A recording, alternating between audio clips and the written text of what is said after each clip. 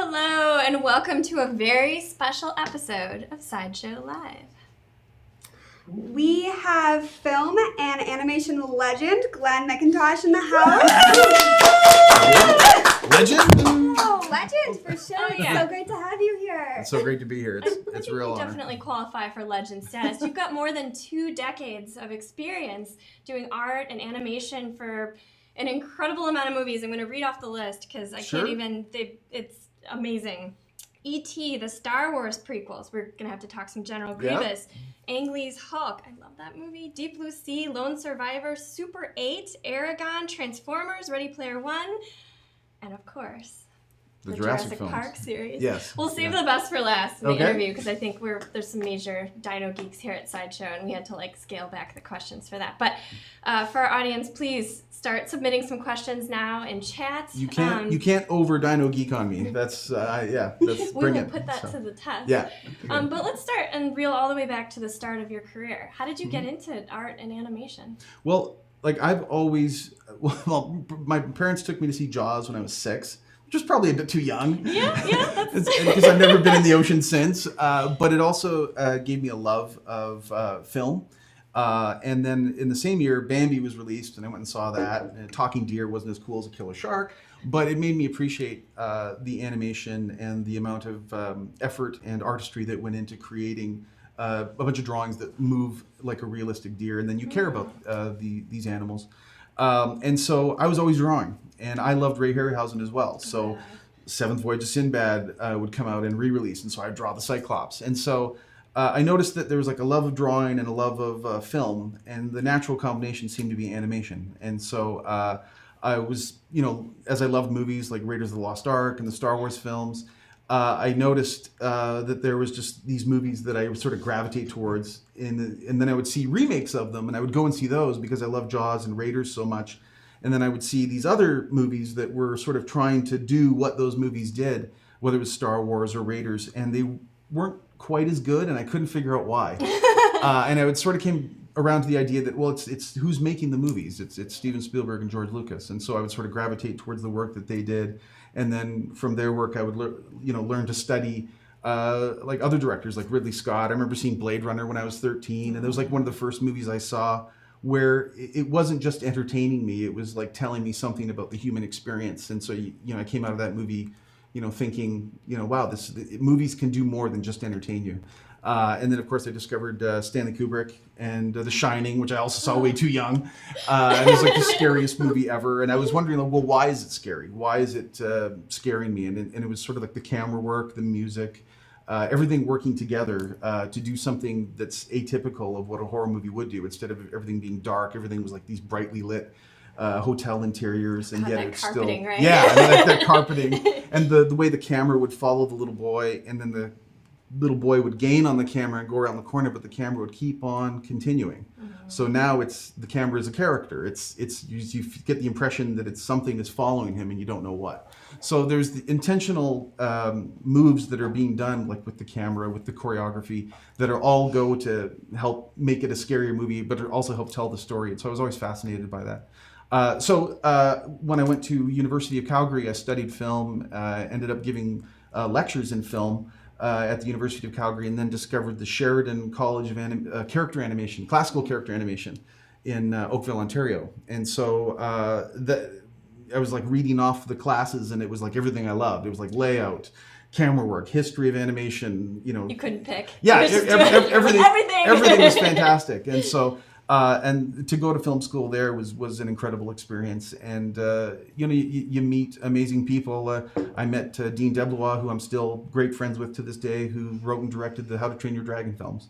And How to Train Your Dragon 3 comes out in the spring, and it's just absolutely incredible. The creature design is amazing. Oh yeah, it's so well done. And so to see that evolution and to sort of meet these people that you knew were gonna make a big impact in the entertainment industry was always fun. And so we've always kept in touch.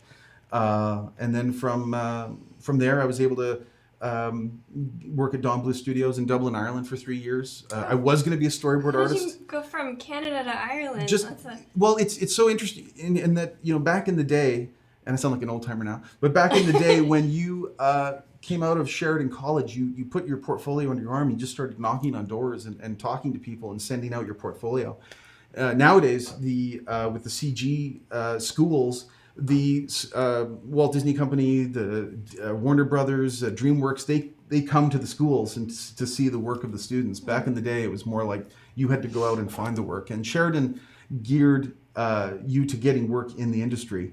And so I was prepared in that sense, but I was just sort of wanted to get in the industry to sort of like learn as much as I could. So you decided to go knock on doors in Ireland? Well, yes, I loved the style of animation. Like The Secret of Nim, I thought was beautifully done, and American Tail, and so again, American Tail produced by Steven Spielberg and George Lucas, and Land Before Time, I should say, and then American Tail is produced by Steven Spielberg. So my fascination with them, my fascination with animation, and it's like, oh, what they're doing an animated movie. Who did that? So. That was where I had the opportunity to go there, and they weren't hiring animators at the time. They were only hiring key cleanup artists, and I didn't even know what that was. But you take the animator's rough drawing and you put it on model, and so they gave me a test where I had to do 5 drawings in 3 hours, and luckily they picked me, and I got in and was that the started longest, doing. like 5 hours of your life? No, it flew by because I kept looking at my watch and like thinking, oh no, I'm not going to get them done in time. And then at night I would practice and work on my own animation because they had a camera stand and they had all this punched animation paper. So you were only limited by your imagination. So I would stay late each night and work on animation. Wow. And I got Don Bluth on a Saturday when he was in a good mood, and I showed him my reel, and he's like, what do you do? And I go, I'm a key cleanup artist. And he's like, oh, you should be animating. And so I was like, nice. So it was, I lucked out there, but it was like a process of learning from Don Bluth, learning from Gary Goldman, and the directing animators there to sort of learn the fundamentals of keyframe animation, which I then applied to when I ultimately moved to Industrial Light and Magic. So let's get to that in a second. But sure. What are some of the early projects that you worked on? Any student films or anything? I remember Dean and I were at Animation Mentor, and we were at the graduation ceremony. We were looking at the reels of the students, and we just sort of looked at each other and whispered, like, we would never show our student work because the work being done now by the students is of such an exceptional caliber and so far beyond what we were doing that is that really because technology has advanced so much, though? I think, well, technology has advanced, but I think that there's so much more available to the students to learn from. There's so much material that they can look at, and I know that one of the things that I tried to do was look at a great piece of acting and break it down, and then potentially apply that to an animated character. And I've seen a lot of the animation students do that, and the animation programs let them sort of concentrate on just the animation instead of maybe sound or editing or something that maybe they're not as interested in. But if they really just want to focus on being a great character animator like Pixar or DreamWorks or whatever, they can do that.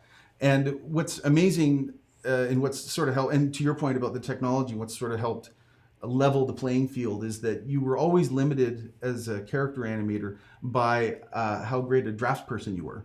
Meaning that if you wanted to make Beast or Belle or whatever, like act in a certain way, Glen Keane is such an incredible draftsperson that he could animate Belle or Beast from any angle. So but in order to make that performance feel real, you have to be able to draw that character from every angle. You don't have to worry about that in CG. In CG, you have this 3-dimensional puppet that you're manipulating in space. You don't have to worry about feeling dimensional. So now you're only limited by the performance you want to give it. So whether you want to do something very subtle or something very over the top, that option is now up to you. So in that sense, it has opened things up for artists to sort of make different set of constraints. Yeah. And it still requires like a fundamental knowledge of the basics of animation, but it's a different way of thinking. And also with doing CG animation, you have to be mindful of all the departments that are downstream from you. So whereas a drawing you could cheat from a certain angle because you're only worried about what the camera sees. With CG, you have to make sure that nothing is penetrating and nothing is sinking into the ground because there's going to be... like how it fits in the environment. Yeah, there's going to be people that are going to be figuring out the shadows. There's going to be a muscle sim that's going to be assigned if it's a dinosaur. There's going to be skin simulations. there's going to be, like, if it's a furry character, there's going to be fur sim applied to it, and if the model is broken, that could affect the fur sim. So it's you have to make sure as much as possible that your character looks great from every angle. And of course, the advantage of that is if the director loves that animation, you can then reuse it and rotate it around and use it from another angle, which we did a lot on the Jurassic films. Awesome. So. Amazing toys in the toy box there with 3D. Oh, yeah. Yeah. So you've mentioned Spielberg and Lucas, and obviously ILM, or Industrial Light and Magic, is a special effects studio that was started by Lucas, and you've mentioned that these were huge creative influences in your work and your career. Is that what brought you to ILM? What was your road to working at that studio? That was just, at that point, it was the special editions had come out, and so after Jurassic Park, George had, realized that the technology was there for him to realize what the prequels could be, and so he experimented on that with the special edition films. And so when that was coming out in when I was in Phoenix, when I was working at Fox Animation, I saw the potential of what was going to happen, and so I had applied to Industrial Light and Magic to work on Phantom Menace, and luckily I got the opportunity to do that. So Awesome. that was like trying to jump on a speeding train going 100 miles an hour, just because literally not knowing how to turn a computer on. Like, I was that much of a dullard, where I knew how to do the drawing part, but I had never worked in a computer. So, and luckily they had a training department that trained you up on how to use it. So so I was in training for a few months, and then about 3 months, and then right on to Phantom Menace. That's insane. Yeah. Well, tell us some more about your work on the prequels. You were telling me some cool stories out in the hallway about General Grievous, who's a favorite character of mine, and a lot of people here too. I mean, he's just an amazing villain, but obviously really complicated anatomy. What was some of the inspirations behind animating that character? Well, the only character that I could think of that I had seen that had multiple arms and sword fights is Kali from The Golden Voyage of Sinbad. So I had that tape up, and I would do poses, I would pause it, and then do drawings based on what Kali was doing before she would fight Sinbad and the other sailors. So she's very presentational as her swords come out, and then she goes into different poses. And I thought that would be a great starting point. And it would also sort of pay homage to Ray Harryhausen. Yeah. So before we even started on the sequence, I was the sequence supervisor on that fight. Mm-hmm. I had an opportunity to meet George after animation dailies, and I had done all these drawings, and I just spread them out all over this table, and just said, before we get started with the animation and discovering, the character and getting the movement in front of you, just want to get an idea from you, like what poses do you like, what poses do you not like, so we can start to find the character. And George would be like, oh, cool, yeah, I like this one, yeah, I'm not as crazy about that one, yeah, that one's cool. And so you realize very quickly, you step outside yourself every once in a while, and that was in a moment where I stepped outside myself, and I'm like, wow, I'm discussing a Star Wars villain with George Lucas. I've always wanted to get into the industry because of him, and now we're discussing a Star Wars villain. So it was very cool. The Grievous was very much inspired by Kali, and then it would be like different ways of fighting. Like, how do you take advantage of the fact that he's a cyborg? And so it was George's idea to have all of a sudden the lightsabers start spinning like helicopter blades, and how would you fight against something like that? So it was a lot of fun to sort of get his input as we were discovering the character. Like you said, he's a cyborg with like a robot face, which is obviously a very difficult thing to animate when you want to have a character like that emote. What were some of the tricks that you use, some of the influences to really bring that character and his what's interesting is that he has this bony carapace, like sort of helmet, and he doesn't have a mouth. But I got a chance to kind of some vents, right? Yeah, just vents down at the bottom, and he's kind of the precursor to Darth Vader. He's like an early, like, proto Darth Vader, but he has eyes, and he had these amazing crocodile-like pupils. Mm. And so even though he didn't have a mouth, we had controllers for the skin underneath the eye. So I animated it like he did have a mouth. So when you see the scene, you actually see the skin under the eye moving to give the impression that he's supposed to be saying what he's supposed to be saying. And then just when he's getting ready to start fighting Obi-Wan, I added a little like eye twitch. And if you've ever seen Clint Eastwood in Outlaw Josie Wales, before he starts going nuts and shooting everyone, he has that classic Clint Eastwood eye twitch, squint. And so I put that in there, and George recognized it and liked it. So So it's always like a fine line when you're creating a performance if you go too over the top or too subtle. And I know that we would always like fight for ideas to go into the films. And one of the animators, Sean Kelly, had animated Yoda throwing his lightsaber into the stormtrooper and then leaping up on top of him and pulling the lightsaber out. And I showed it to George, and he was like, And I was like, "What are you concerned Good about?" Or bad him? Well, he was just like he was just Lucas contemplating. zooming Yeah, at you, he was just thinking about it because you're in service of the director. You're trying to bring his vision to the screen, and you want to make sure that it's consistent with what he has in mind. And I said, "Is it too violent for what a Jedi would do?" And he goes, "Oh, I have no problem with Yoda being a cold-blooded killer." He says, "I just don't think Yoda would ever, like a Jedi, would ever let go of his lightsaber." And I was like, "Well, but Darth did in Return of the Jedi when he threw it at Luke to collapse the transom." And he's like, "Oh yeah, yeah, we're fine." Oh, okay. You know, so Like... if there was something that they had sort of created a foundation for in the original films, he was fine with it. But there was always this logic that he followed that we wanted to make sure we were consistent with. So. It's amazing to be able to contribute to that too, Yeah, and like it was pull from the canon to add to the canon. Yeah, and it was just like Sean came up with this great idea, and we presented it, and he went for it, But it was just that's one of those, you're surrounded by like incredibly talented artists, and then you get a chance to see what they bring to the table. And what was great about George was, he'd always reserved the right to like veto an idea. But he was absolutely open to the idea of, exploring what the characters could do at different times. That's amazing. So. Oh, speaking of other Star Wars experiences, you worked on the Star Tours project. I did, well, yeah. Right? Yes, the revamped one, not the latest revamped one, but the one where it sort of did the major overhaul a few years ago. I have to admit, I've never been on either. I've only been to Disneyland once, and it was just a couple months ago. Brie, have you ever been on that ride? Yeah. Oh, I love that ride. Oh, great. Do you have a favorite part on it? Oh, I don't know if I've been on the revamped one, but I always remember C-3PO coming on, like, in the beginning. I don't know if he comes on, but I know he comes on at the end, and he's like, "Is everyone okay?" And, like, you can hear him talking, like, throughout the ride. Yeah. He's just like, "We're getting there." And then when they go into, I don't remember the name of them, but when they go, like, underground, sort of, and they're, like, flying through the structures. Yeah, I love that ride. It was really fun to do, and I was really concerned when I got the gig because I get motion sick. I was like, really? "Oh no, I'm gonna have to go in this test motion simulator, and I'm gonna be sick for 2 years." But what was interesting and what I learned so much from the Disney Imagineers is that we would have objects that would come into frame and lead your eye to the next thing.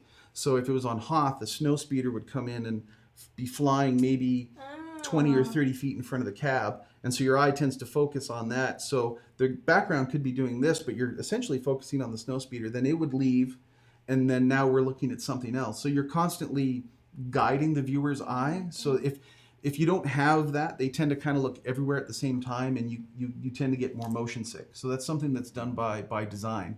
So on like the Wookiee planet, the whole medium kind of unto itself, right? Like we'll have like a bird fly into frame and then leave again, and then a stormtrooper on a speeder would come in and he'd leave frame, and so it constantly like working against it. And what I was always thinking of in terms of cinema is breaking the plane of the sort of the flat of the aspect ratio of like the film image that you look at. So I'm always sort of looking to create angles across the frame instead of making everything parallel to the frame.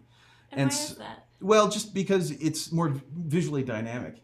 But it just feels more fantastical. Yeah, and you get to start where everything's parallel, and that starts to feel boring. But I wanted to sort of recreate the end of Empire Strikes Back, and I was working with Bill George, who is an amazing visual effects supervisor. He was like one of the top model makers, and he won an Oscar for Inner Space. And so he was very mindful of like how he was supervising the ride. And so I was saying, like the end of Empire, it has the galaxy at an angle, the spiral galaxy that Luke and Leia look at the end of the movie. And so the cabin has to reset, and the cabin has to reset. When it resets, it has to be level. And so when we showed that to the Imagineers, they were like, "You can't do that because you're showing the viewer the whole cab is this, but the cab meanwhile is level. So your It's gonna break the fantasy. there's a difference in not only that, there's a difference between like the inner ear and what the eye sees. So we had to make the galaxy parallel to the frame, because if you're showing something from what the eye sees different than how the body feels, just as far as your inner ear, that's where the level right in your head. that's where the motion sickness starts. So it was wiring your brain to think differently instead of just pure cinema, but like the fact that you're interacting with this ride and moving through this environment that made it so. Yeah, it was. They're not just incredible artists. They're like scientists, and they have this amazing knowledge of how long someone can sustain themselves on a ride. How long you can wait in line. How they entertain you along the way. You'll notice all these delicate science. Oh yeah, there's all these amazing things they have along the way to make sure that you're constantly entertained as you're going through the ride. You're giving Disney fanatic viewers everywhere fodder for their next Disney trip. I hope so. So I even got to be in the ride where I'm one of the like a B-wing pilot that waves hello as everyone arrives. Yeah, so you were in the ride? So when you arrive on the calamari cruiser and you land, and all of the rebels come out and welcome everyone. Awesome. So everyone who worked on the show got to be extras, and so they go into the archives and they pull out the costumes for everyone. Yeah, that was another one of the pluses of working at Lucasfilm, is that you get to be an extra. So in the Star Wars films, you get to be extras doing various things. So in Revenge of the Sith, I got to be the Jedi that dies.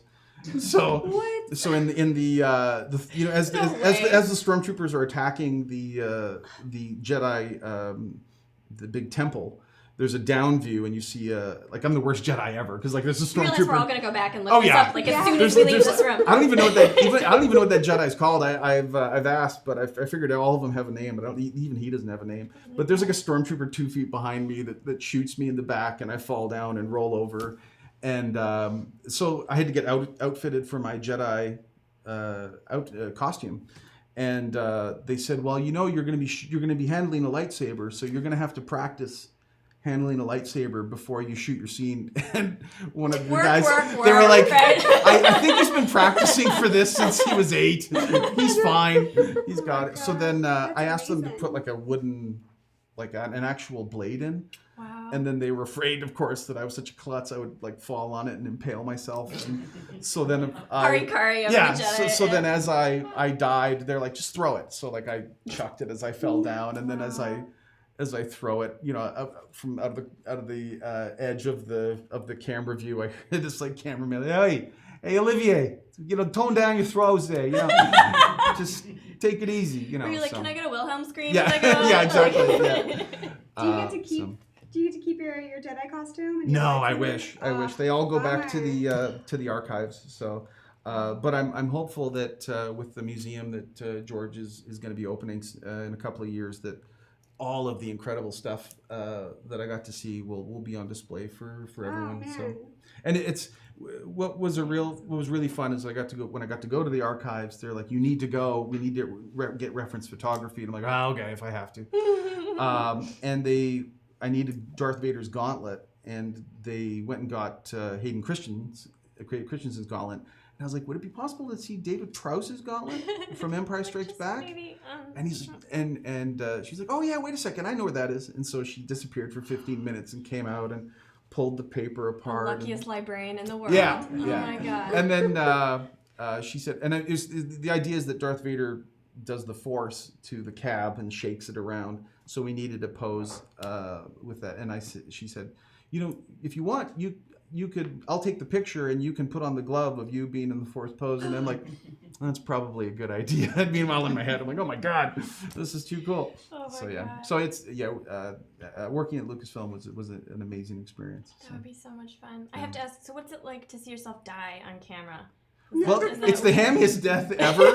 So even better. Yeah, but the camera passes over me very quickly. But it was these specific beats that I had to hit, because the camera, it has to sort of capture everything as it's moving. So on 1001, I get shot. 1002, I wince. 1003, I fall down on my knees. 1004. So there were specific beats that I was trying to keep track of in my head, and so that it was tricky to do, but it was a lot of fun too. So. Oh my God. if I were you, I'd have that like all over my Facebook all the time. It would just be like my perpetual like profile photos. Be like, when everyone video. sees it, they're like, time when nice dying scene, Glenn. So yeah, not the best, but it was. You need some custom GIFs made so you can just respond to things in text with that. It just wilting. Yeah. So it was fun. So I have to switch gears a little bit because this film is, I think personally, I love this film and it's very underrated. The War of the Worlds, the Tom Cruise, the remake is, I think, amazing. And the special effects in that are just incredible. I mean, the tripods, the aliens, the way the whole world gets overgrown with that creepy red, hairy, veiny stuff. And I know you worked on that project, so I'd love to hear a little bit about that. What was interesting about War of the Worlds is that typically, like for Jurassic World, I was on that project for 2.5 years. War of the Worlds was the exact opposite. Everything had to be done in 3 months. That's insane with the amount of really, like, special effects that are in that movie, too. Yeah, and an incredibly short post-production schedule. But the advantage of that is you've got Steven Spielberg as the director. And so here's a director who knows exactly what he wants. He has the imagery figured out even before the choreography, the composition of the shot. Dennis Muren was the visual effects supervisor. He's won 9 Academy Awards, and I've had a chance to work with him on the Jurassic films. Randy Dutra was the animation supervisor who did the stop motion animation for the original Jurassic Park. You know, so you're talking about the best, the top visual effects artists in the world working on this project, and so that's how they're able to do it with a schedule like that. And then what I thought was so interesting is that if you go back and watch the movie, most of the shots of the tripod are from the point of view of the street level, and they're terrifying. Yeah, I mean, and it's sort of a science fiction movie in a post 9/11 world, and without specifically addressing it, I know that it's the imagery is supposed to be evocative of that when you see like the dust clouds in the street, and I think that's what makes it so horrific is that it feels so real, and it feels what people saw on the TV that's just made it so horrific. And so I think Steven tapped into something of that with the type of imagery he was going for, very sort of like capturing the event, capturing the moment, not trying to linger on something overly cinematic, but just sort of like, wow, something horrible just happened and the cameraman almost doesn't know what to capture. So that right with the family like that. Yeah, that's interesting. I never thought about it that way, but and that was sort of the approach. And then the approach to the tripods is so tricky because there's really nothing in nature that moves that way. So it was trying to come up with a type of walk cycle that you don't see. Nature just doesn't really on our planet anyway. Legs in nature. Yeah, you can't really. I can't really think of any. I know that in the deep ocean they've discovered what's called a tripod fish. Really? Yeah. So it has it's a fish that rests on the bottom of the ocean. It has these elongated pectoral fins, and it literally sits like a camera stand. So like nature is more amazing than we can imagine. But so trying to come up with movement for the tripods was very tricky. But it was. You'll notice that the aliens are sort of shaped like the tripods themselves. So animating them was making sure that they were creepy and very sort of peekaboo as well. Like in the basement scene, oh god, you're not getting sort of too like good a look at tentacle, them. Yeah, with the big red eye. When it was really, and like you said, I think with the animation, the motion, you really kind of married. It's robotic, but it's also organic, and you kind of marry the two in a really unsettling way. Yeah. It's, I think, really just unique, that character design. I agree. Yeah, no, it was, and there was a lot of beautiful art direction, like beautiful concept artwork that they would, like Dennis and Randy would be like looking at and specifically trying to sort of match that frame of this artwork, like try and sort of capture that quality that, makes the artwork so stunning, and sort of do that as well with the moving image. Make sure that it's as beautiful as that still image. Well, they were definitely successful. Oh, great! It was a great Glad film. you liked it. Yeah. All right, we can't contain ourselves anymore. Let's talk dinosaurs. So So outside of like astronaut and president of the United States, I think probably the coolest job title anywhere is lead raptor animator. Yeah. Which you had on your business card for a while. So please tell us about that. Yeah, that was on Jurassic Park 3. I got to be lead raptor animator, and that so was awesome. just too much fun.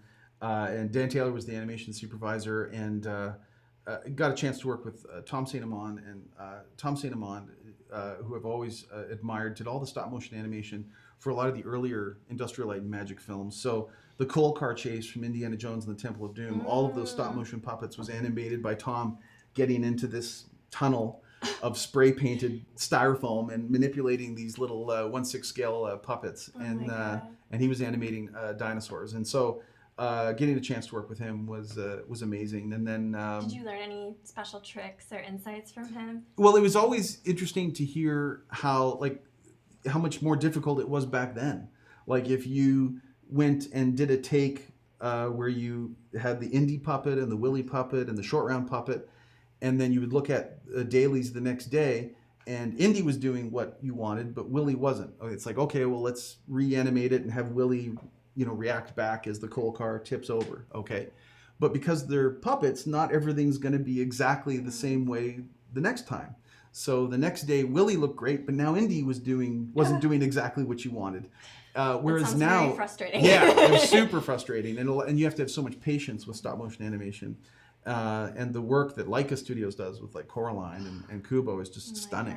And so, but you nowadays we do have the opportunity to make everything exactly the way we want it. So it's much easier now. But it was interesting to hear his stories about it. But for the Raptors, it was essentially studying birds, just going and looking at herons, like the way they'll like stalk like a rat or a squirrel, or eat a frog. Like they're really nasty birds, the way they like essentially stab their victims and then swallow them while they're still alive. And how they'll pause for a moment, and then their body will come forward as their head comes back. Like a snake before it strikes. Just before, and then they attack. And so it was just getting an understanding of that timing that was really important. And then of course looking at ostriches, because ostriches are the fastest living bipeds on the planet. So you have like cheetahs that can get up to around 60, 65 miles an hour, and ostriches can get up to around 45 miles an hour. All our raptors in Jurassic Park 3 had to be running that fast. We didn't really see them running for a sustained number of shots until Jurassic World, but there were some shots in Jurassic Park 3 where they had to be racing through the jungle to catch up to the group. And so ostriches are perfect because they're roughly the right size, and they're taking steps the way a raptor would have. Like kind of stalking and flock behavior. Yeah, and then on top of that, you'd have like the tail whipping back and forth, and it's our tails were a little bit flatter, whereas a raptor's tail in real life was a little bit more higher. And you have an interesting point too, because there's an art and a science to dinosaurs. Yes. Right? And it's Very always much. Constantly changing as they discover new stuff. How much did that come into play with your work on the Jurassic films? So we were always beheld to sort of the history of the Jurassic films, like from a design point of view. But then for like Jurassic World, we're always making sure, like Colin even put that line in where Dr. Wu says, we're using DNA from frogs, and these aren't necessarily the dinosaurs that they were. They're what we imagine them to be. They're what we want them to be. But it was always sort of, that line was done to sort of our get out of jail free card to say that these dinosaurs are being infused with various types of like iguana DNA or cuttlefish DNA or whatever. So that's why they didn't have feathers. Wiggle room there. Yeah, it's a little bit of wiggle room there. But as much as possible, we're always trying to make sure that we're informed by Mother Nature. And the idea behind that is, aside from the birds we see every day, no one's ever seen a dinosaur. But we've all gone to the zoo, and we've all gone to watch those amazing BBC documentaries. David Attenborough. Right? Yeah, it's just like stunning imagery. And there's incredible reference to be taken from that. But we've all gone to the zoo, and we've seen rhinos and elephants, and you have an innate feeling for how these animals move. Mm-hmm. So we would, if it's like a sauropod, we would match the movement of an elephant. whether it's like the brachiosaurs or the Sure, with the big shoulders and kind of lumbering. well, they're four-legged, and then essentially you got the long neck and the long tail, but the body is essentially that of an elephant. It's very close. And then for our mid-sized dinosaurs, like our ceratopsians, like Triceratops, or you'd have like the ankylosaurs, we would look at a rhino, because a rhino is like 2 to 3 tons. It's got really big, thick, heavy head, and it's even got head ornamentation like a Triceratops. And and we would use that to help define the personality and the character, and let that be the foundation of those animals. Meaning that if you've seen an action that feels familiar to you, even though it's a creature of fantasy, it feels real because it reminds you of something that you've seen at a zoo or on a BBC documentary. That's cool. Kind of base it on that sort of genuine. I've heard writers talk that way before, like even writers of fiction, like they base everything off of a real world event, so everything feels believable. This is sort of that analog then in animation. Like if you find something in the natural world and you kind of match it. Yeah, for sure. And the result of that was like for Jurassic World was like twofold, where we're not only getting the animators used to a style of animation which is a little bit more realistic and something maybe a little less cartoony and stylized, but we're able to create a huge library of movement. And so you're not only training up the animators and getting them, they're coming up with these like amazing ideas because you're asking them to like go find some reference that you think looks cool, and they would come back with incredible things that you would never imagine. But they had assigned the movements of an elephant and onto these like various animals, and you would get these really cool movements. And the director would, Colin Trevorrow would like recognize that, like that's that rhino getting up out of the mud. Could we put that into the scene where the kids enter the valley? And sure, Get to do a little Island of Dr. Moreau where you cobble together. Well, and it also goes back to what I was saying as far as like making sure that the animation looks great from every angle, because the director might say that looks fantastic, but I want the animation to be spun around where we're looking at its tail instead of its head, or and if you've cheated it, then it's going to goof you up. But if you've animated it correctly from every angle, it's going to just drop right into the shot and look great. So you've been doing some lectures recently. Is this sort of some of the material you've been covering at different museums and universities where you've been talking? Yeah, I've had the opportunity to work to give a couple of lectures at the U of C Berkeley.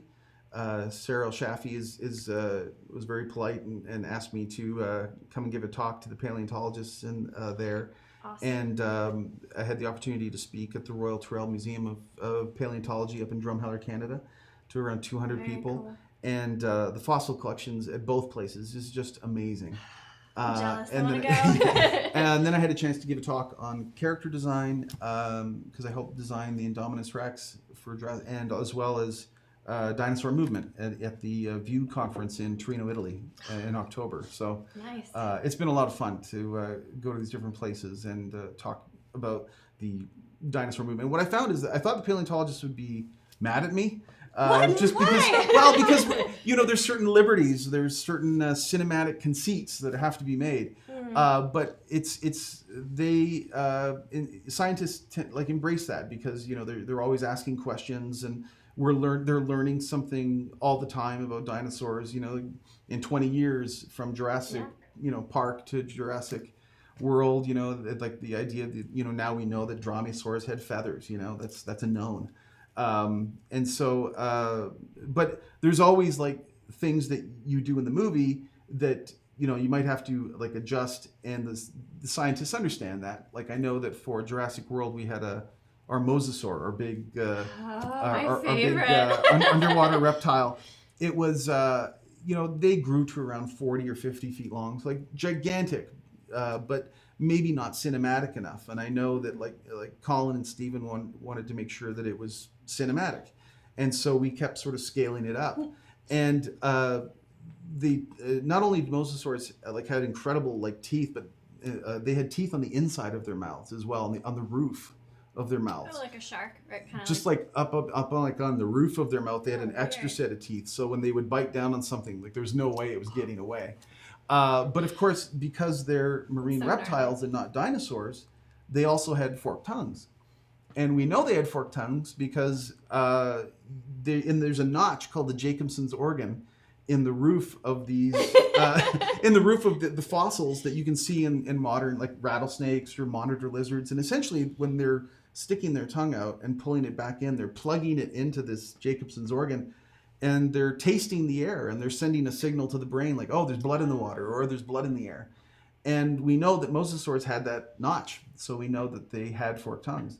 So you run into the problem of, do you put forked tongues on this animal that you've now sized up to like over 100 feet? It'd be like a fire hose. Yeah, and it's exactly. Not only does it feel like a fire hose, but it also runs the risk of, not many people know that, and it could potentially feel like something too much like a dragon from Game of Thrones as opposed to a dinosaur. So there's certain choices that you make sometimes as far as you want to be as scientifically accurate as possible, but you also want to make sure that it feels believable. That's the most important thing.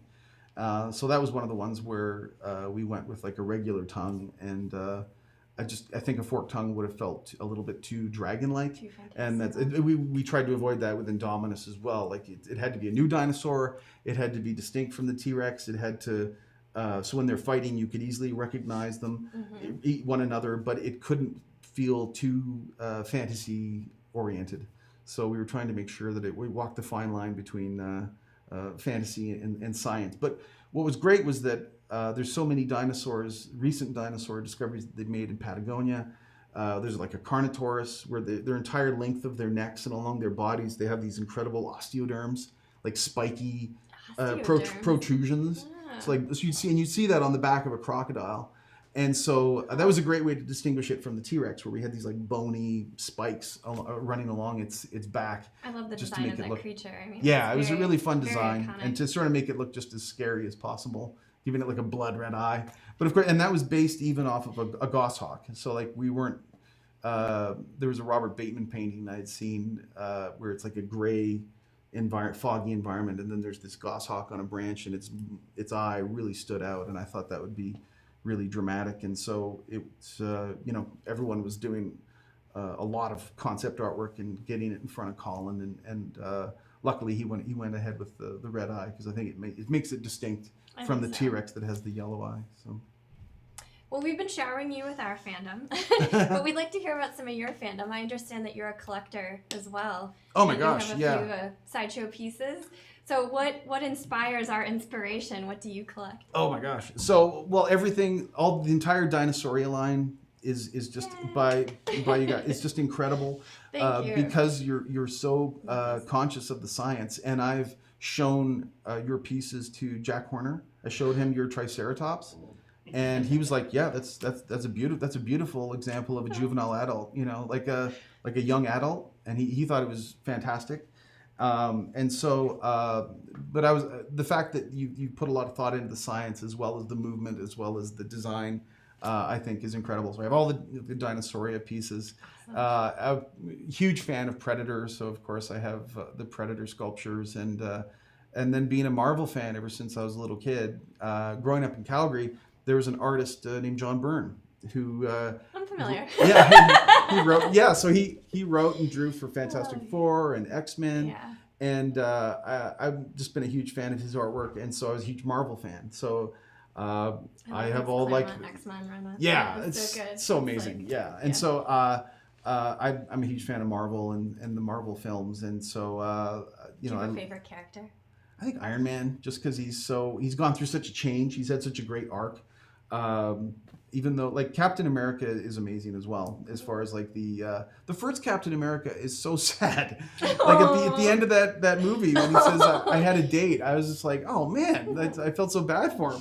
But and he's such a great contrast to Tony Stark, and so I love how they play off each other and how they're. Did you like the Civil War stuff? Oh, it was incredible. That was a good. And how they both felt they were right in their own way, and both views were empathetic. Right? Yeah, and so the way like what Marvel has done with these, like in the past 10 years, and created this Marvel universe, and like what I would love to do is collect the Marvel the history, like the Marvel Encyclopedia, the Marvel Universe books.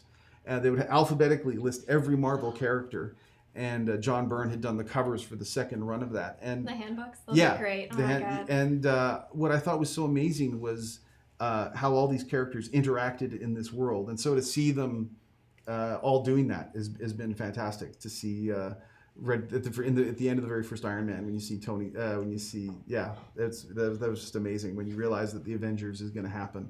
It really is a wonderful build-up. But I can't believe the thought that's gone into planning. I can't imagine in Marvel somewhere there must be some chart plotting out, where all these where all these stories, where the plan is for all these stories and where they have to go. So that's been amazing to watch, and I think that, like, in the same way Star Wars for me was sort of what got me interested in movies, and Raiders of the Lost Ark and Jaws. There's a generation of I think when you're like 13, 14, that's sort of the age when you really gravitate towards something seminal, impressionable age.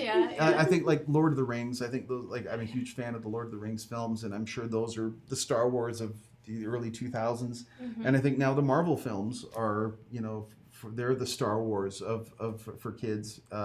But I'm much older and I still love those movies. So it's I'm a huge collector of all that stuff. I'm trying to fine tune my collecting, but I was like, I'm just gonna stick to dinosaurs and Star Wars. I'm like, well, maybe Lord of the Rings. Well, maybe Predator. Oh, well, now they did Alien. I got to get that. I love aliens.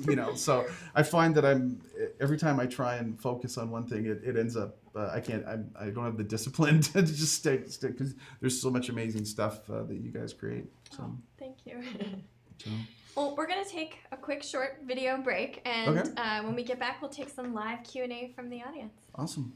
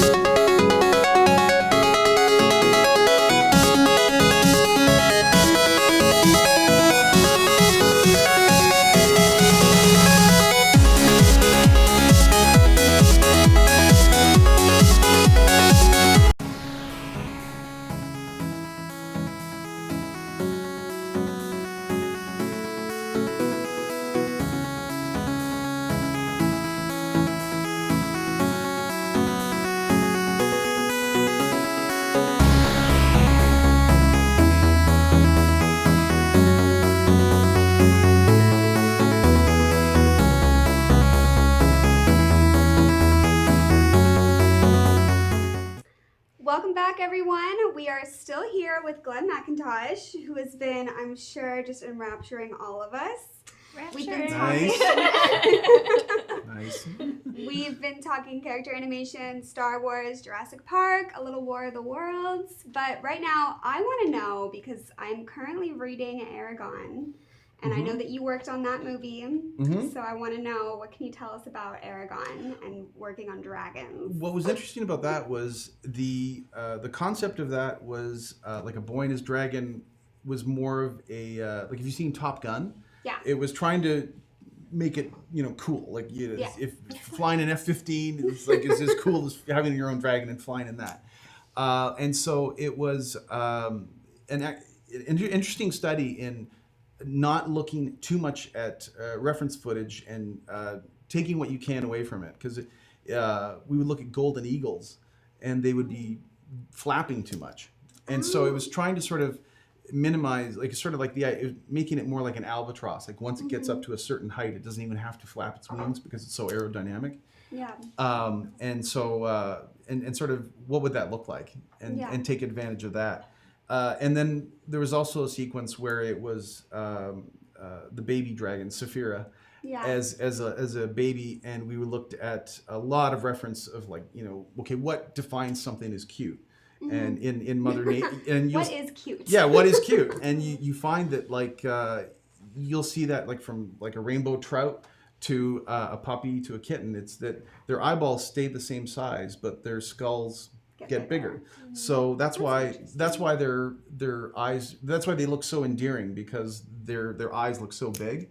So one of the goals with Eragon, like with Saphira as a baby, was just trying to make her as endearing and as cute as possible. And once again, looking at footage of cute animals and what defines something as cute, and the way puppies will kind of stumble, and so we would like put little moments like that in where the dragon stumbles, or the way it'll sort of like lean in to like sniff, but then it pulls back really quick, and just like finding those little moments to make it feel like a real animal, but then just find those little cute moments where you want the audience to go, "Aww." So and then when Saphira becomes an adult, she changes. She becomes a really scary, ferocious dragon that kind of knifes her way through the sky, as opposed to like sort of having to exert a lot of force and like flapping a lot. She's more of a jet fighter, the way she's so trying to get into sort of like that mode. And there's been so many incredible dragons that have been done on the big screen, and I was such a huge fan of what Phil Tippett and Dennis Muren did for a movie called Dragon Slayer, which came out in 1981. And that, for me, Vermithrax was like the coolest movie dragon ever. And what's amazing to me about it was that I had always seen the Ray Harryhausen dragons, where they sort of walked on all fours. But it was always stop motion animation. And I remember Clash of the Titans came out the same year as Dragon Slayer at the same time. So instead of going to see Clash of the Titans, I'd already seen it, and it was sold out. So I went and saw Dragon Slayer, and that was interesting because it was sort of a fundamental shift in how I viewed visual effects. Where now it didn't, like when I would look at stop motion, it was obvious that it was an effect, but it was beautifully done. Whereas with Vermithrax, there was a conscious effort to make it feel as real as possible. And so with the Go Motion technology, there was motion blur, and there were still matte lines, but they were much, much better. And it didn't have four legs. It walked on its wings like a bat. And that type of dragon is known as a wyvern. And so, but the fact that like Phil had done all this research into how like a bat moves, and I recognized that. I was like, wow, this is moving different than anything I've ever seen before. And so Dragon Slayer was a big change for me, where I sort of recognized that the visual effects artists are really making an attempt to create something we've never seen before. And at that time, I thought that was just like the most incredible dragon. And what's been amazing to see is like with the Hobbit films, and especially Game of Thrones, and the way they've done those dragons, like the animation in both those projects is so beautifully done. But they're wyverns, the same thing. They're walking on their wings, and so I think they're taking inspiration from Vermithrax, but they're just expanding on it. And the animation of Game of Thrones is just incredible. the idea that it doesn't feel like a TV show. It feels like this expansive, beautifully made movie. And the effects work is as beautiful as anything that you'd see in a feature film. So yeah, it's fun to sort of see the evolution of dragons. That's awesome. Yeah. In Eragon, for everyone that doesn't know the story, there's a really strong emotional connection between Eragon and Saphira the dragon, and they can sort of speak to each other through their minds. So how do you go about in all of like the fight scenes that are in that story? What kind of thought process or steps do you take when thinking about like Saphira flying and battling and recognizing like Eragon's emotions and his thoughts and coming to his defense? Yeah, what's tricky is like we're as much as possible, and what you really see with the How to Train Your Dragon films is Toothless can't talk, and yet you see so much expression in the eyes. And so with Saphira, the goal was to try and put as much expression in her face as possible. And Rachel Weisz was doing her voice, but was for the movie. But what was interesting was trying to make sure not to overuse the voice. Like if you can, because you can obviously, if you can get away and sell that emotion that she's concerned for Eragon or that she's getting ready to attack, then let the animation just be the character. And then introduce dialogue when it's necessary. And I thought that they did a great job with that. So. Yeah, that's interesting. Yeah. This larger than life mythical creature. Yeah. With so much concern for this little 16-year-old kid. Yeah, for sure. Yeah, for sure. Fascinating. So should we go ahead and take some questions from the audience? Sure. This is actually a great segue to our next question. Okay. If you could remake or reboot any movie. So speaking of dragons, are they on like a wish list for you? Are there any movies out there, given the technologies we have today, that you'd love to remake, or a character you'd like to take on? There's probably more than a few people that would want to kill me for saying this, but I would love to redo Jaws. And by that I mean I don't want to add any more shots. I want to keep the exact same number of shots, and I want to just take the shark as it exists now and make it a true great white. And taking the exact same plate photography, and we can absolutely do that now, and just have and the thing is that Bruce the Shark is so iconic, and I love that design. I'm curious to see how a modern movie-going audience would respond to it if it was like a real great white. Because there's such scary animals to begin with. Oh my God, yeah. There's been steps that we've been taking. What's amazing is in the past 30 years we've been able to witness the evolution of modern visual effects, and you can see how we go from like Star Wars to Jurassic Park to Avatar to Pirates of the Caribbean, and each time we're making these huge leaps, and I think the technology exists where you could do a water simulation and you could around the great white shark and you could make it move absolutely perfect. And it's one of those classics like, Gone with the Wind, Citizen Kane, Ben-Hur, Lawrence of Arabia. Like, do you want to go back in and touch something that's that perfect? It would be fun to try, but I know that Steven has said he doesn't want to do that. But I think as a fun exercise, it would be interesting, because I think you could make, because I wouldn't be interested in showing more of the shark, because I think that's the success of the film. But taking the existing shots and replacing it with an absolutely photorealistic great white, I think would be an interesting experiment. Yeah, I'm picturing in my head right now the movie. That would be fascinating. Yeah. If we do that. But I mean, and then replacing, when it eats Quint, I wouldn't add shots or take away shots. I would just go in and we can do off of a 2D image. We can now create like a 3-dimensional environment so that where you can create simulations of the debris in the water that would be being moved around, and we could create something that would look incredibly realistic. And there's been beautiful shark animation that's been done in movies like Kon-Tiki on very limited budgets. So that would be an interesting experiment. Although it's would be a bit of blasphemy, I know, but I think it's one of those movies. It's my favorite movie, but I think it would be interesting to see what we could get. So it'd be interesting to see how that would be received generationally. I don't want to put you on the spot for being younger, but one of my colleagues has some children about your age, and he's been watching some movies with them, and I think he watched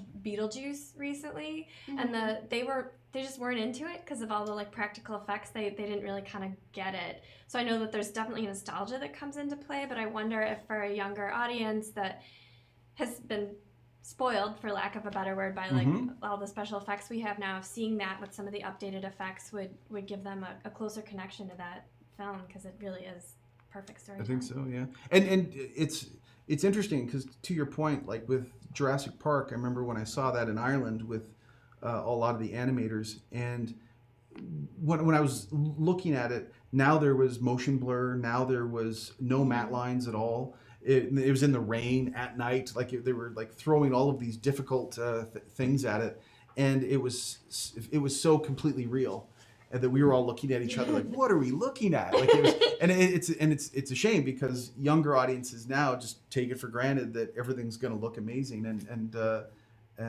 9 times out of 10 there's so many great effects houses that do great work that it can look really great, so but at the time I remember Jurassic Park was of such a level that was higher than anything we'd seen before. But I think it also speaks to Steven's genius as a director.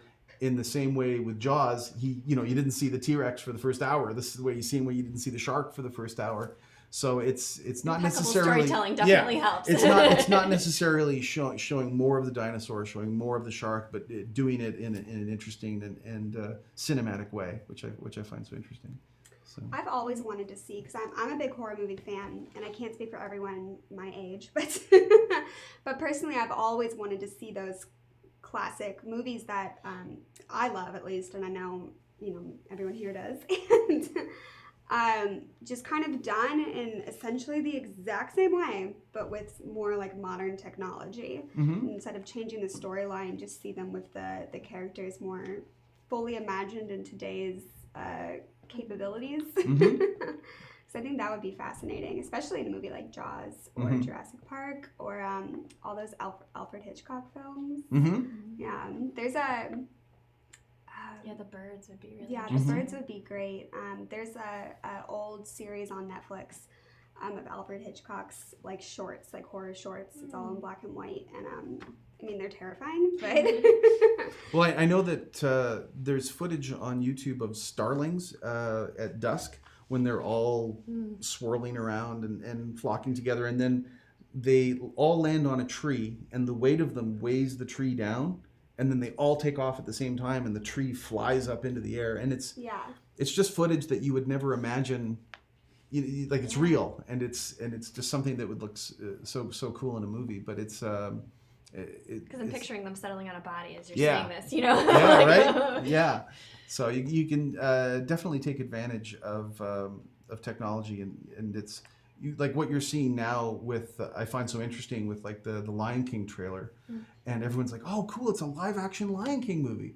But it's really not. It's it's a beautifully animated. Yeah, it's a beautifully animated computer animation, but it's, I think even like the plate photography, I'm sure that they, in order to get some of the dynamic camera moves they're doing, that's had to be like generated from, I'm sure there's real life plate photography, and then there's, LiDAR scans of valleys and jungles, and so that you can get really dynamic camera moves. So even I'm sure the jungle environments are CG. So, but you can, that many animals covered in fur. My God, I that can't just imagine. wouldn't be possible. Like when wind rippling through, it's got to be like thousands of hours of work. Exactly, yeah. Or I remember like the tentacles on Davy Jones. Like there was an initial concern that if there's this ambient wiggling movement to them, are you going to still focus on the actor's eyes? If there's all, but what's fun with that character is that when he gets angry, the tentacles get crazier.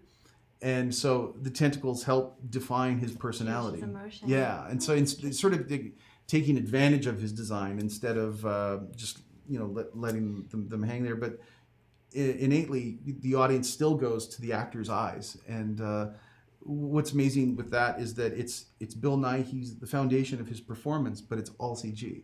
So it's not like it's even his eyes. His eyes are CG as well. But they're taking cues off of all the eye darts that he does. So all of the little tiny moments that he's creating with that performance are Bill Nighy's, but it's a completely synthetic CG creation. So yeah. It's amazing. I mean, what blows my mind with this, aside from just the technical expertise, is the thoughtfulness behind it. Like, you've basically done an imperial study on cuteness for Eragon. Like, you have this like bank of knowledge. Have you ever put any of that to a short of your own, or done in your own like storytelling or a personal project that you've worked on? I really haven't had time. That's a great question. It's the not yet. Not yet. I love the idea of doing that. It's just you realize how much of an investment of time and creativity is involved, but also how many experts there are in each department. Like we had modelers that were just experts in anatomy, and we typically build all of the animals inside out. So they're not just surface detailing their skeletons, and then on top of that we build muscles, and then on top of that we put the skin, and then you simulate the muscles, and then you simulate the skin. And so then if they had fur on top of that, then you're doing a sim on the fur. So we don't want to ever give the impression that it's just this shell that exists, but that it has volume to it, it has weight to it. And then on top of that, for the detailing on the skin or the fur, we like to give a history to it. So they might have scars, like a lot of the raptors had scratches and marks across their faces, because you don't want to make it feel like that animal only exists for the time that you now see it on the big screen. You want to feel that it had a history to it, and that it lived many years before, and it got in fights with other raptors. And so putting a lot of the environment on the animals is another way we make it feel more real, and that's sort of like another step forward in the making them feel like dust and grass or bits of mud on the feet. Or if you look at an ostrich, its feet are really dirty and cracked, its toes are cracked, and so we like its claws are all gnarly, and so we would sort of take inspiration from that and try and make it feel like something that's really like used. It's just incredible. I mean, you just go beyond making something feel genuine. I mean, you're talking about character building and world building, and I mean, it really is like a larger design that you're bringing to these films. Hopefully, yeah. But this is another good point to bring in another audience question, because you've talked about how many people are involved in bringing to life just one character or one world. Who's your dream team? If you could assemble, oh my God, a group to work with, like who's on that list? Well, you know what? It's anyone at Industrial Light and Magic, because they're all so talented. But pretty amazing. But but that being said, I've had a chance to meet so many artists from the other visual effects companies, like at Weta and Frame Store, and they're the Scan Line. Like so many of these companies, like just do beautiful work,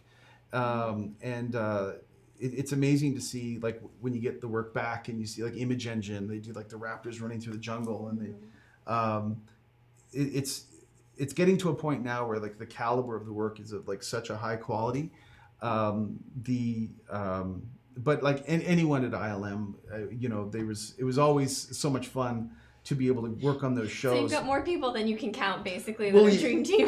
What's amazing is that like you could have, like, for one show you could have Dennis Merritt as a supervisor, then you could have John Knoll as a supervisor, and John Knoll, not only like co-created Photoshop, but he did like the train chase in Rogue One. He won the Oscar for Pirates of the Caribbean 2. He wrote Rogue One, and so not only is he like involved in like the visual effects, but he's like very closely involved in like the actual storytelling. So he's very knowledgeable about like character building as well. But within that, you got like Bill George, one of the top model makers in the world, who also won an Oscar, and I worked with him on Star Tours. There's like Pablo Hellman, that he worked on so many like he like supervised the like Attack of the Clones and a lot of the Star Wars films. He did that the one with Jake Gyllenhaal in the desert as the part of he's the Prince of Persia? No, the one where he's a soldier in Jarhead. So yeah, stuff like that. Film. Like, but just like creating those oil fires.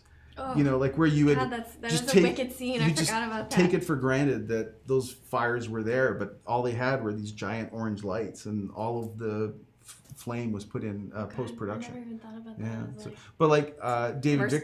Vickery, but like David Vickery and like Tim Alexander, who I worked with on Jurassic World, he had worked on like The Lone Ranger, and like just beautiful work in that. And then Classic. David Vickery had done like the Mission Impossible, one of the Mission Impossible movies, and then he worked on like Fallen Kingdom, and we were getting a chance to work with a gentleman named Neil Scanlon, and Neil Scanlon created all of the puppets and animatronics that we dealt with on Fallen Kingdom. Oh. So you're not just dealing with replacements of you're dealing with these actual shots where there's the dinosaurs are performing, where you've got 10 puppeteers working together to create, like either it's like the raptor on the having surgery done to it, and there was 10 of us underneath the table pressing buttons and levers, and it was. I'd love to see those behind the scenes. Oh, it was so photos. much fun. Oh my god! And but they created like a full size T-Rex because Juan Antonio Bayona wanted to see that. He wanted the actors to be able to touch it and get on it, and that sort of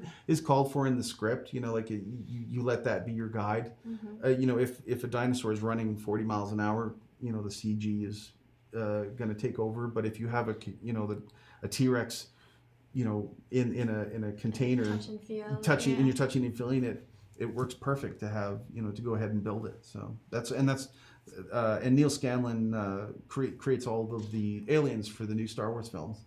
And there's a fabricator and painter that he works with named Henrik Svensson, who just is super fast. Like the paint work he does on these photorealistic dinosaurs, he gets it done in a few days. Oh my goodness. And he's just going into the fabrication room and like seeing these full-size dinosaurs with all the detail that he puts into the scales is just incredible. So. I want them all in my living room. I know. Yeah, it was. They're incredibly talented. So speaking of touch and feeling and bringing things home, someone would like to know if you could grab one thing from the Lucas archives, what would you make off with? Oh my God, that's a great question. That's a tough one. Yeah, right. If I could make off with one thing, I have to. There were certain size not being an issue, right? So. Yeah, I guess the Millennium Falcon, the Millennium Falcon, or the Shuttle Tidarium. Yeah. Because I remember I saw the commercial for Return of the Jedi, where you see this ship flying away from camera over Endor, and it was just like the craziest design I've ever seen. It was like shaped like a fish. It had a dorsal fin and pectoral fins, and then they fold. And I just thought the design of that was so different from anything we'd seen before. So I always loved that design. But the Millennium Falcon, just from a nostalgic point of view, it was at the O2 Museum. It was right. What was fun is at the old ILM, you could walk across the street to the model shop, and I would just go and get inspired. And a lot of the sort of like a traveling tour of a lot of the models, they would go to the various museums and then come back, and in case there needed to be some repair work done on them, that's where the repair would be done. And one of the original model makers, Paul Houston, was working on like the Super Star Destroyer, and he had it flipped over and he was working on the underside of it, and I was just like watching him going, well, that's there it is, that's it. That's just on your lunch break eating a ham sandwich being like, so Paul. Yeah. And he's just kind of looking at me like, and you are, but you know what, Super Star Destroyer, I probably want to take that too, but the thing's like 10 feet long, so it's not something you could tuck under your shirt, under your vest. But the who needs a kitchen? Yeah, but SDS room. But you get great stories from Paul Houston as far as like the fabricating of the models, and you realize how I know that they were saying they were putting so much detail into the Millennium Falcon that they were taking a really long time, and John Dykstra came along and was saying like, "What, you guys are still working on this? Come on, you got to get it done." He goes, you gotta, just take some parts and glue gun them down and, just kind of do that. Okay, well that doesn't look good. And he would like rip it off and, keep doing what you're doing, But it's you realize how important it is to not only do something of high quality, but do it fast. And that's, in filmmaking, it's all about that always equals out into money spent. So you realize how quick you have to be to turn the work around in a timely manner. So it's trying to be creative, but being creative on a deadline. That's always been the challenge. Yeah, that can be a blessing and a curse depending on. Yeah, for sure. But this relates to another question we had. Someone was asking what it's like to work at ILM with the Lucas archive nearby. Like, how often do you get to is it all just work, or do you kind of get to step out and experience the magic? At the old Industrial Light and Magic, the model shop was across the street. That's not the case anymore. The archives are not. I was very, very lucky to be able to get the opportunity to go there and like photograph some of the models for Star Tours that, usually isn't the case. But what I'm really hopeful about and what's really exciting is George's new museum that he's going to be opening in a couple of years. And then you're going to get everyone's going to get a chance to see these models that just, you look at the archives and you see how much beautiful work there is in there from the Lucasfilm movies. And you think it's like, wow, this is such a shame that no one is seeing this and getting a chance to appreciate this. Like not only the models and the costumes and the masks and the matte paintings, but George's collection of Norman Rockwell paintings, George's collection of Drew Struzan paintings.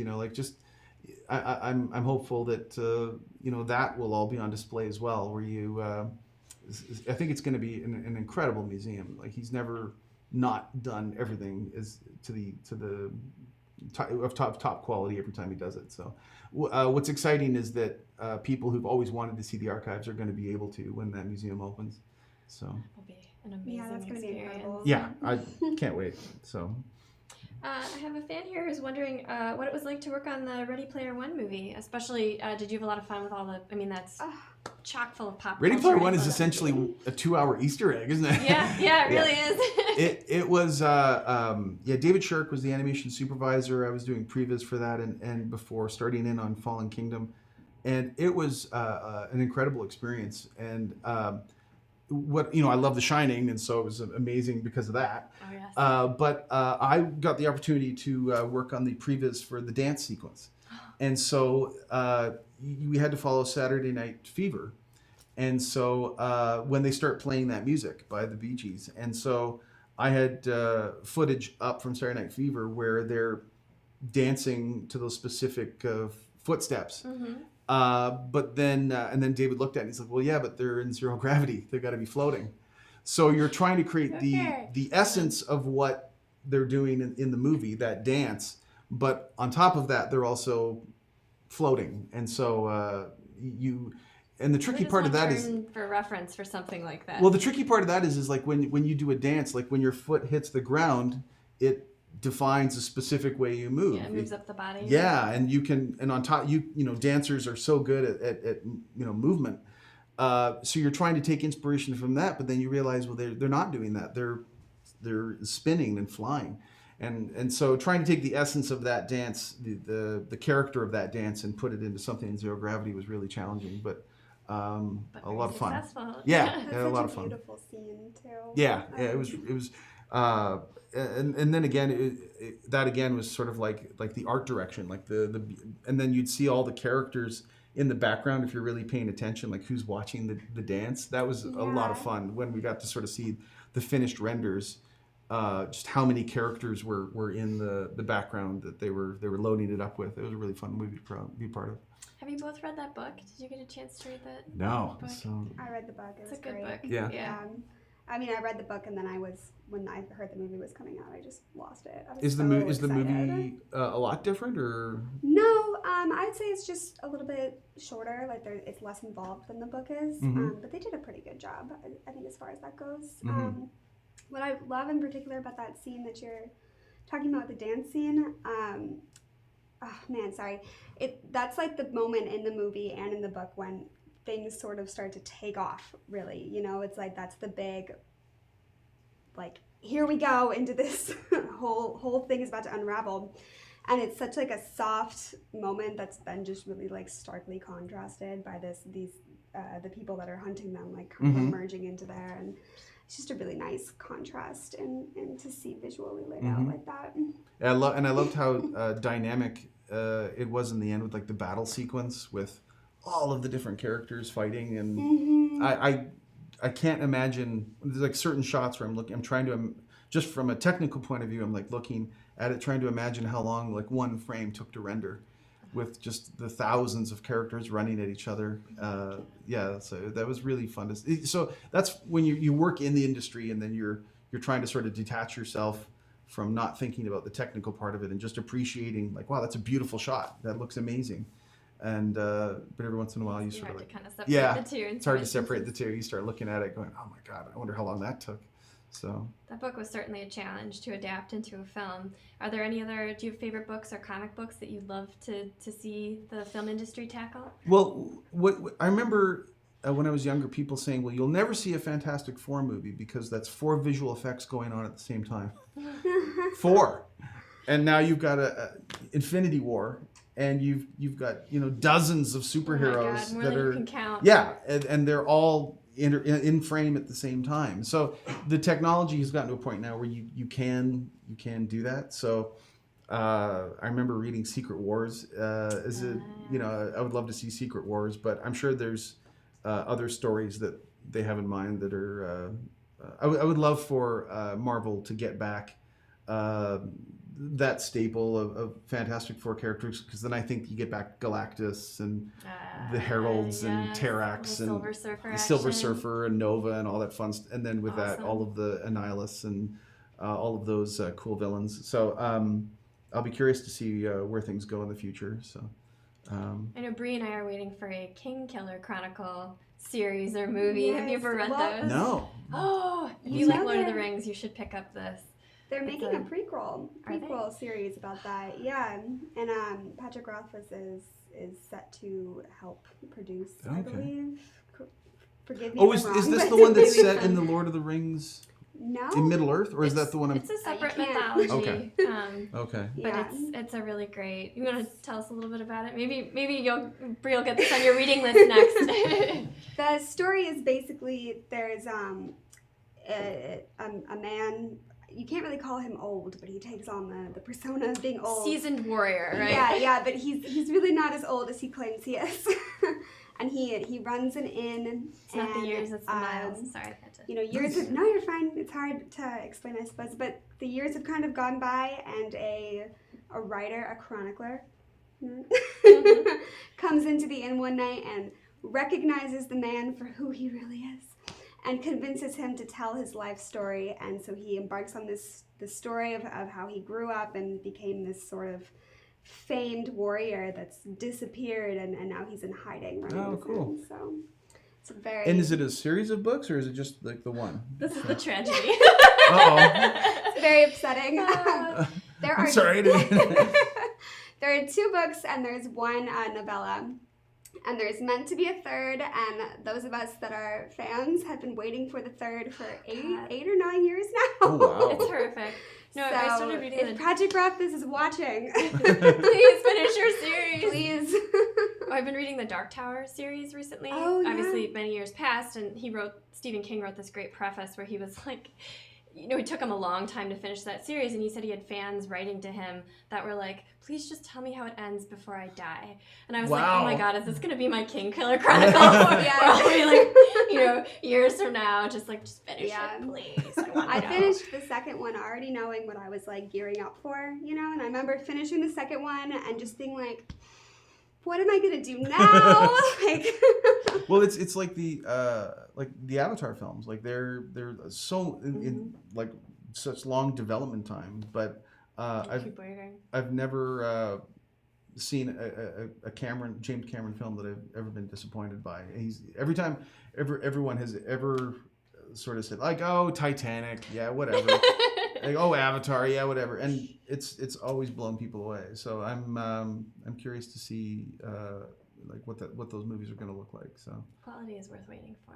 Yeah, I mean, there's a few films where you can say the sequel is as good or better than the original, like Godfather 2, Aliens.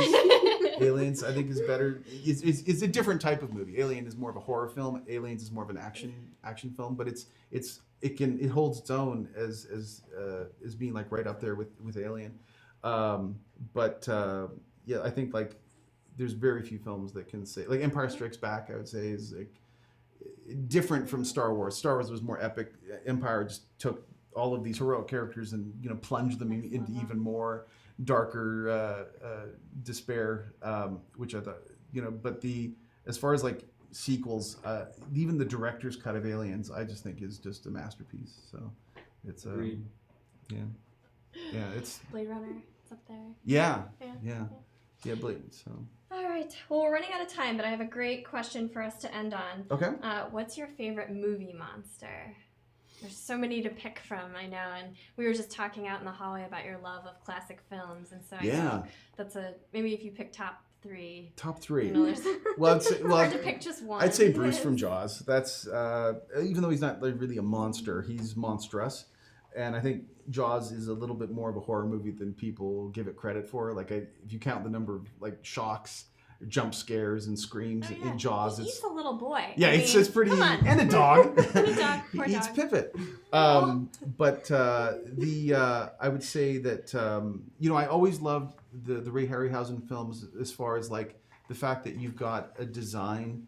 Something can be a monstrous design and yet it's still appealing. Like the Cyclops from Seventh Voyage of Sinbad is a beautiful design even though it's a monster. The like Vermithrax I think is an incredible dragon design. But I think probably as far as something that you'd never seen before is like the alien from Aliens. It's like and the way it's sort of done similar to the shark in Jaws, it's very peekaboo. You never really get a sense of its anatomy in the movie. We kind of know what it looks like when we see all the amazing sculptures you guys have of its anatomy, but with so lit with just basically just like a key light to sort of help define like the patterns. But the idea that it didn't have eyes, that just immediately makes it so incredibly alien to what you're used to seeing. And then the mouth inside of a mouth, which is also based on creatures of nature. Like a moray eel has that, like a mouth inside of a mouth. I didn't know that. So there's like that famous quote from Carl Sagan about life on other planets, which I love, which is someone asked him, what life on other planets is like, and he said, life on other planets isn't more amazing than we can imagine, it's more amazing than we can't imagine. And I think Mother Nature is the same. Like if you like look at the design in Alien and then you start to like look at the deep sea creatures and how scary they are, or some of the creatures that you see in nature, you could see the inspiration for what Alien became. But as far as an iconic movie monster, I had never really seen anything up until that point that was that. And I remember in the documentary Ridley Scott saying, well, now that we've got Giger's design, all these like executives were like, well, now let's go do more artwork. And he's like, no, you don't need to do anything else. That's it. That's the design. Yeah, you hit it. You got it. And they were like, well, but that's too horrific. And they were like, yeah, no, that's the point. That's why it's so cool. But when you do look at Giger's artwork, it is horrific looking. But I thought it was so great that he had latched onto it. Went, we don't need to change a thing. That's the monster. So that was. But that being said, I love John Carpenter's The Thing and how the monster always changed. Like it was never one thing. It was always something different depending on which person it or animal or animal it copied. So never look at huskies the same way again. Right? So there's so much work by like Rick Baker and Rob Bottin and that is just amazing. And I see a lot of inspiration from it in the halls here. So but it's really fun to see. To get inspired by the work I see on your walls. So I wish my home looked as cool as the stuff you have in your display areas, but I'm working on it. Well, I can't tell you how incredible it is for the team here to hear you say that you're inspired by our work. Totally. Because I feel like the Predator! I forgot the Predator! Oh no! Oh my god, I've got like 8 Predators in my house. I didn't mention the Predator. Predator's great too. Okay, but anyway, thank you. So it was Bruce the Shark, Predator, and Alien. That was your top 3? My top 3 turned into like a top 10. 3.5 there. Yeah, I think I cheated there and named it 20, but I can't help it. So. But I just want to say thank you on behalf of Sideshow and everyone here. I mean, really, I'll take a page from Sagan's book for bringing us stuff that we couldn't imagine. And thank you for sharing your time with us. We're looking forward to see what you work on next. Thank you. And thank you everyone for joining us. Yeah, thank you for inviting me. This is an honor and a privilege to be here. And we're so happy to have you. It's such a real treat to finally see Sideshow and to talk to all of you and to talk to the fans. The honor is ours. Thanks. Thank you. And thank you, everyone. Have a great day. Don't forget to let your geek side show.